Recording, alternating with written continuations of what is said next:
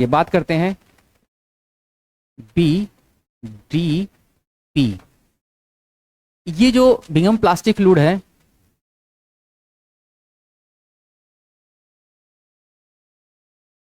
Plastic fluid है, और D for दादाजी मतलब डाइलेंट फ्लूइड,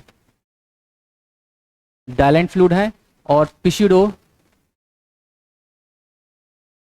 प्लास्टिक फ्लूइड मतलब ये पिताजी हैं।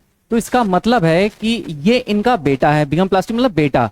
अब जब पिताजी हैं तो इसका मतलब है कि ये नॉटी तो नहीं होंगे, बी बराबर 0 कंडीशन थी, और भाई इनकी वैल्यू घर में वैसे भी कम होगी अगर दादाजी हैं तो लेस देन 1।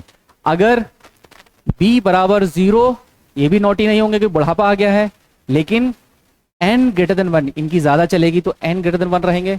ठीक है, जो बेटा है वो नॉटी तो होगा ही होगा, लेकिन n बराबर 1। मेरी बात क्लियर हुई? n बराबर 1 लेकिन b नॉट इक्वल टू 0 होगा। चलिए, अगर अब ये पूछ लेता है कौन सा थिक है कौन सा थिन है, तो पिताजी हैं वो थिन है, पतले हैं, दादाजी हैं वो थिक फ्लूइड के लिए हैं। ध्यान रखिएगा, ये किसके लिए हैं? थिक फ्लूइड के लिए हैं। इतनी बात क्लियर हुई सबको? यहां तक किसी को दिक्कत?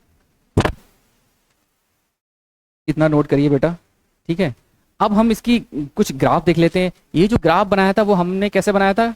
बी कुछ ये कुछ इस तरीके से था, ठीक है। डाइलेंट में मतलब डाइलेंट फ्लूइड कैसा था? इनका पेट थोड़ा भारी था, तो कैसे लगाएंगे?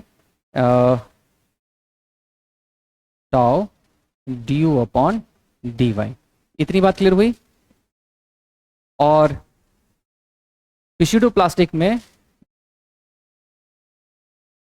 Tau d u upon d y के बीच ग्राफ है, तो ये कुछ इस तरीके से रहेगा, ठीक है।